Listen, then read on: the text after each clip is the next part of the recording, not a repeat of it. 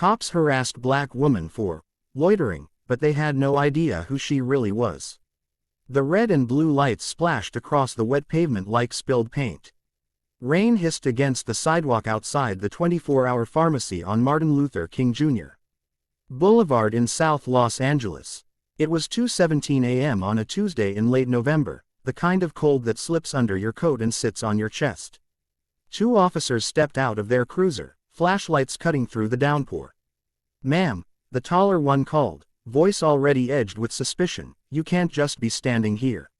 This isn't a bus stop." The woman didn't move. She stood beneath the pharmacy's flickering awning in a soaked navy peacoat 2 sizes too big, a knit cap pulled low, grocery bags at her feet. Her breath came out in soft clouds. She looked tired. Not the tired that comes from a long shift, but the kind that has been accumulating for decades. "I'm waiting on someone," she said, calm, almost gentle. "Waiting on who?" the second officer asked, younger, hand resting on his belt like it was a habit he hadn't decided to break yet. "It's 2 in the morning. Store's been closed an hour. Move along." She glanced at the patrol car's number, 412, and then back at them. "I'm not hurting anybody." "That's not the point," the tall one snapped. "This corner's been hot for prostitution and narcotics. You match the description we've been getting. Let's see some ID." A long silence. Rain drummed on the awning. Somewhere down the block a car alarm gave one half-hearted whoop and died. She reached slowly into her coat pocket. The officers tensed. She pulled out a worn leather wallet, opened it, and held it up so the flashlight beam caught the gold shield inside. Los Angeles Police Department. Rank: Captain. Name: Evelyn R. Carter. The younger officer's mouth actually opened. The taller one recovered first. "Captain Carter." "Ma'am, we didn't." "At ease," she said quietly. "Not angry. Just tired. You couldn't have known. Coat's new, hat's my nephew's. I don't usually walk this beat anymore." The rookie found his voice. We got calls about a woman loitering. Description matched. Dark coat, black female, 5'6", maybe 40. 53, she corrected softly. They stood there getting wet while the realization sank in.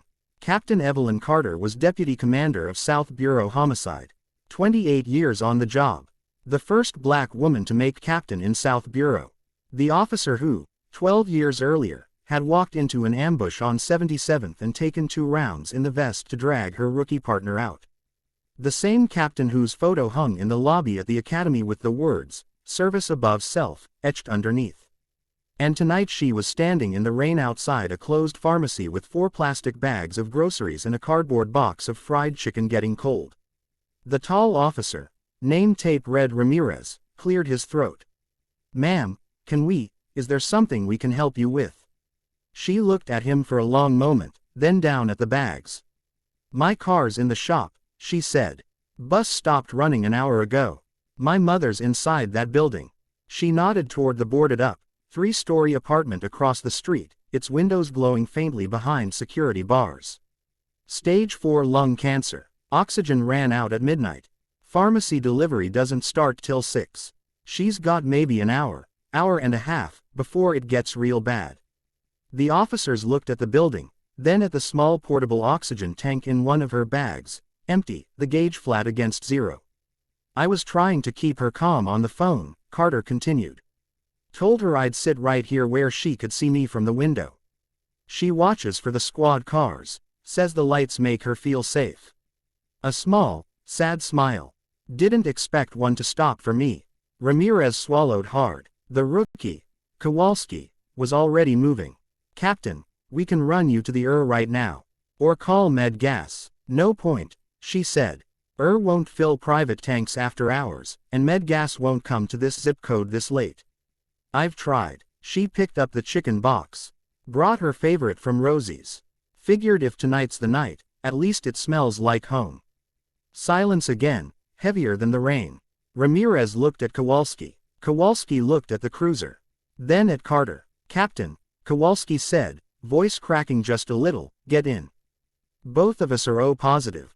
We'll get you there." Carter raised an eyebrow. Ramirez was already opening the back door. "We've got a sergeant at the academy who keeps an extra tank in his trunk for his dad. Lives 10 minutes away. We'll wake his ass up. Carter stared at them. Something shifted behind her eyes. Something ancient and exhausted that had stopped expecting anything from anybody a long time ago. You sure? She asked. Kowalski took 2 of the bags from her hands without asking. Yes, ma'am. They loaded her into the back of the cruiser like she was made of glass. Ramirez hit the lights. Not the full siren, just the wail muted low so it wouldn't scare Miss Lorraine up on the 3rd floor. Carter rolled the window down and waved toward the lit window. A frail hand appeared, waving back. As they pulled away from the curb, Carter leaned forward between the seats. Ramirez, she said, reading his name tape again. You got family, wife, 2 little girls. Kowalski, mom in Fresno. Dad passed last year. She nodded slowly. When this is over, whether it's tonight or next week, you 2 come find me at the bureau. We're gonna have coffee, and you're gonna tell your wives and your moms that sometimes the job gives some of it back.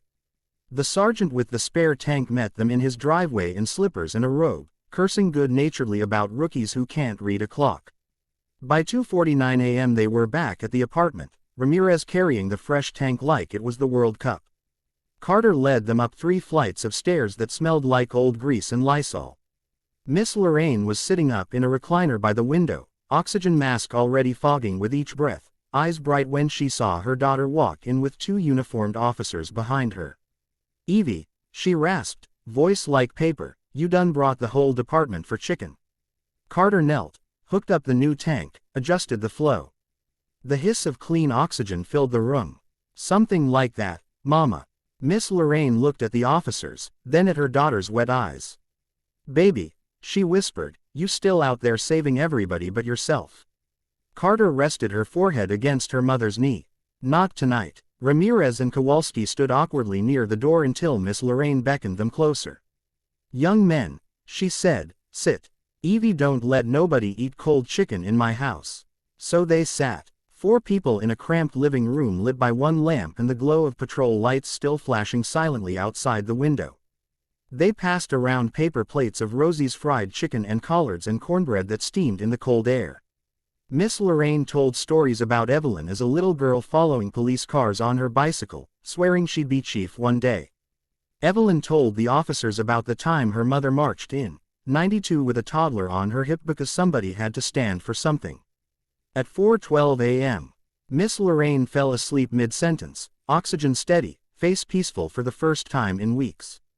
Carter walked the officers down to the street. Dawn was still hours away, but the rain had stopped. The city smelled clean for a minute.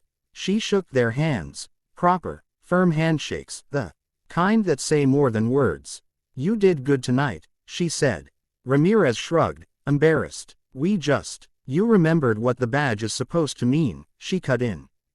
Don't ever forget again. Kowalski hesitated. Captain, earlier, we were way out of line. Carter looked up at the lit window where her mother slept. No, she said softly. You were exactly where you were supposed to be. Sometimes the job looks like harassment until it gets the chance to look like humanity. She reached into her pocket, pulled out 2 business cards, wrote her personal cell on the back of each. Next time you're on this corner, she said, you slow down. You look up at that window. And you remember there's always somebody watching who still believes the lights mean help is coming. Then Captain Evelyn Carter, Deputy Commander, survivor of ambushes, legend in roll call, picked up her empty grocery bags, nodded once, and walked back up the stairs without looking behind her. Ramirez and Kowalski stood there a long time after she disappeared. Eventually Kowalski spoke, voice rough. We almost arrested a captain. Ramirez watched the 3rd floor light glow steady and sure. No, he said, we almost missed the chance to carry oxygen for an angel. They got back in the cruiser. Neither one turned the radio on for the rest of the shift.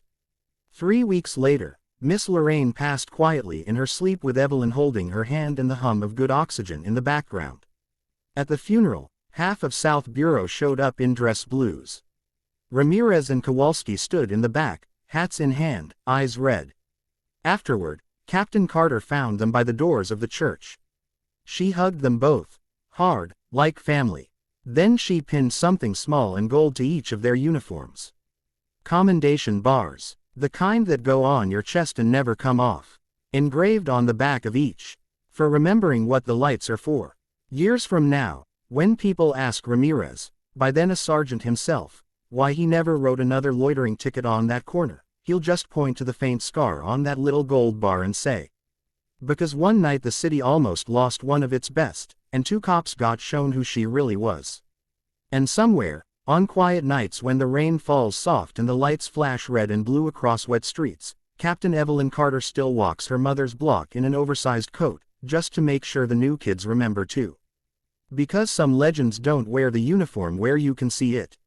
Sometimes they just stand under a broken awning at 2 a.m., waiting for help to arrive, never realizing they are the help the city has been waiting for all along.